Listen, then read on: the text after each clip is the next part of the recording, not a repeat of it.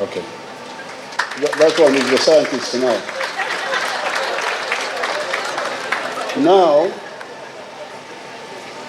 you hear that this swelling of the legs, which is common in the villages, I think the microbes are from the soil.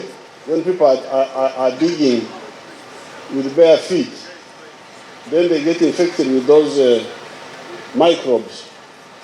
But for our people, they believe that this is witchcraft, which somebody laid for you along the path, and when you jumped over, you get sick, you get swollen. The swelling is, they actually call it cellulitis. Cellulitis, the inflammation of some parts of the foot. But it is caused by a number of bacteria which are known. So when I found my chairman with a swollen leg, he had not bothered to go to hospital because he said this one is only treated by traditional medicine. And the traditional medicine they were applying was not solving the problem of the antibacteria.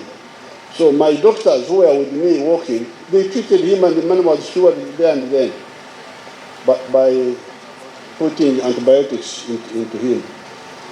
So therefore, the Ugandans, especially the religious people, please, I'm very glad to hear Bishop Ruere, and I have also mentioned it before, linking God's work with science and emphasizing science. Because science, this wind, this is science.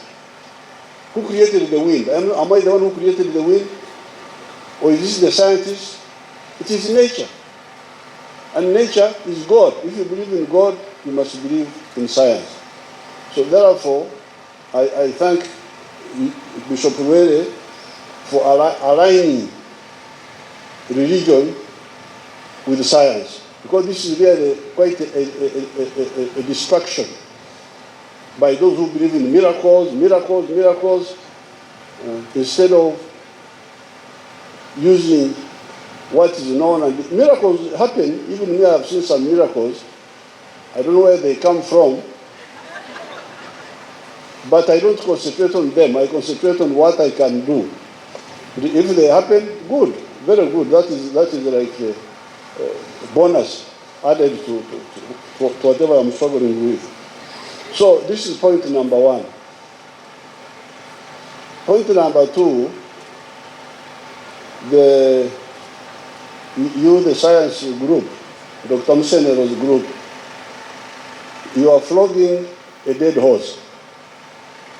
The horse is already dead, but you are beating it. You know how we work. If we want to do something, we emphasize it ahead of all other things.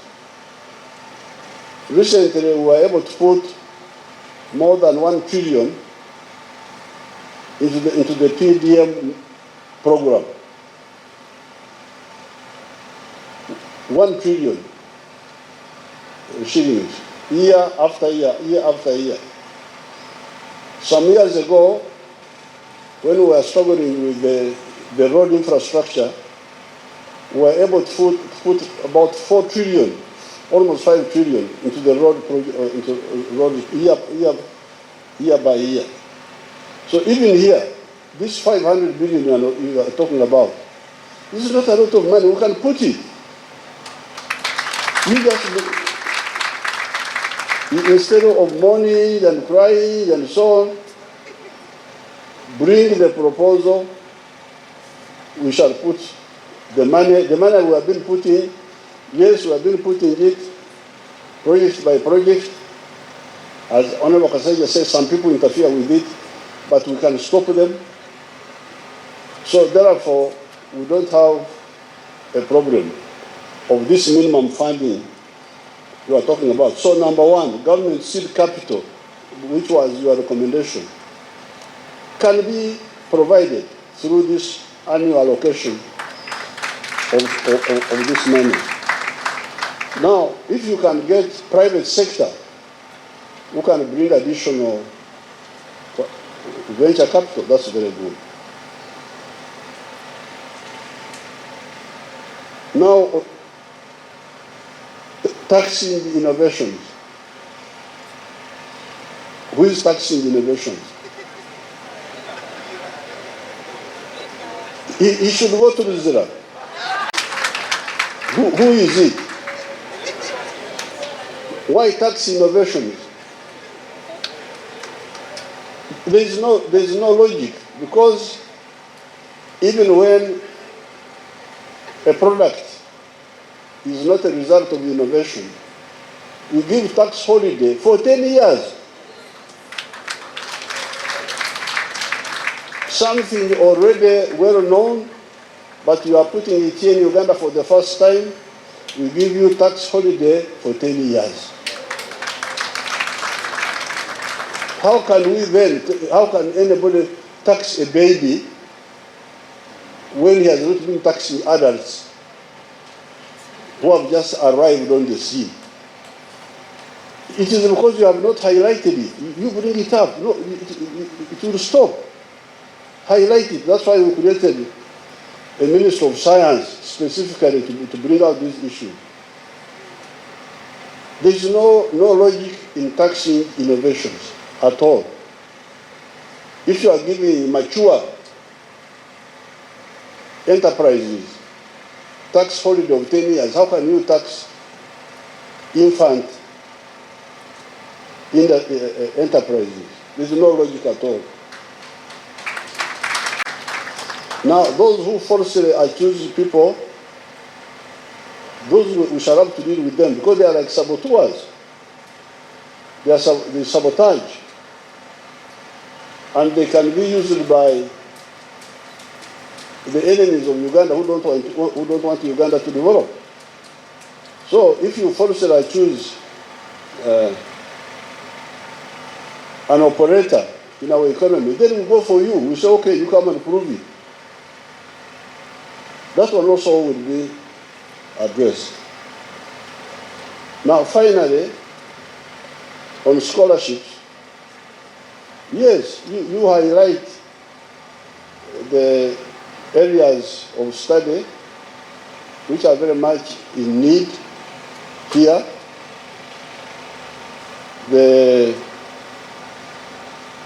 At one time, because when you remember what I did with the petroleum? When we had come into the government, Shell BP, they came to me and said they wanted that they had found petroleum in Lake Albert. They wanted me to sign an agreement with them. I said, you go back, come after a few days. I checked with my ministry if there was anybody who knew anything about petroleum. Nobody knew anything about petroleum. The only one whom they said was a petroleum expert was from the Bank of Uganda. He was somebody from Ghana, and his only dealing with petroleum was that he was the one handling petroleum imports. That's how he was an expert in petroleum.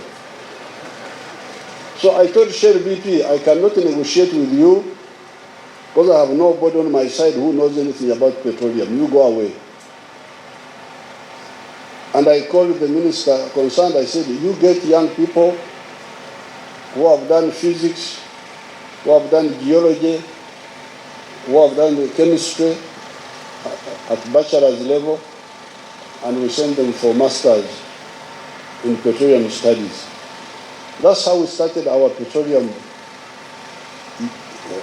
department, which they came back after some years, after 2 years actually they came back, and they are the ones who found our petroleum. They are the ones who discovered it.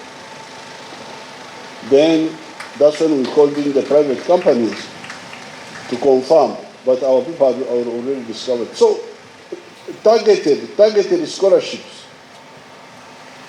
are a must, not just to go and study out of curiosity, no, but to study because we want to solve a problem. So I don't think that one is also a big problem. So I welcome the investors. The ingredients of business are, number one, you produce a product or a service.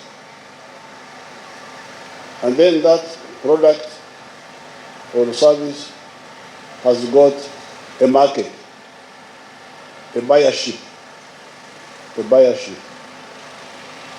Now in Africa we have moved a bit.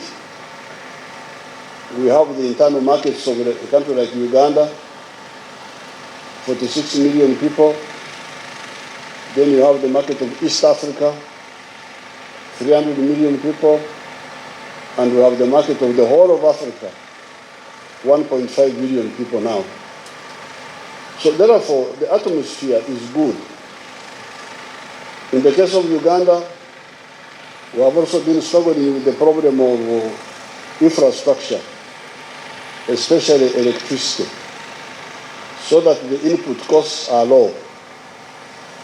So therefore, I thank our scientists, I thank the ministry, but clarify your positions. There's nothing that cannot be done. And I thank you, and I thank Bishop Ruere for inviting the king from Nigeria, and then for bringing you, the rich people, the Abagaga. Abagaga is what we call the rich people in Uganda here.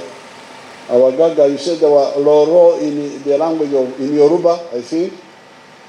So I thank you for bringing rich people, not for bringing poor people, because I've got enough poor people here.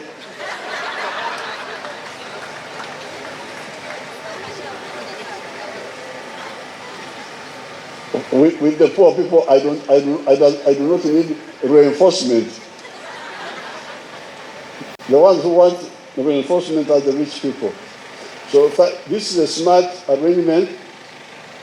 Mr. Nero, you have put what these people have been doing together, and it's a sensitization effort which everybody should use to learn what you are capable of doing. I thank you, and I wish you good luck. Ladies and gentlemen, that was surely enough. Another round of applause for His Excellency the President.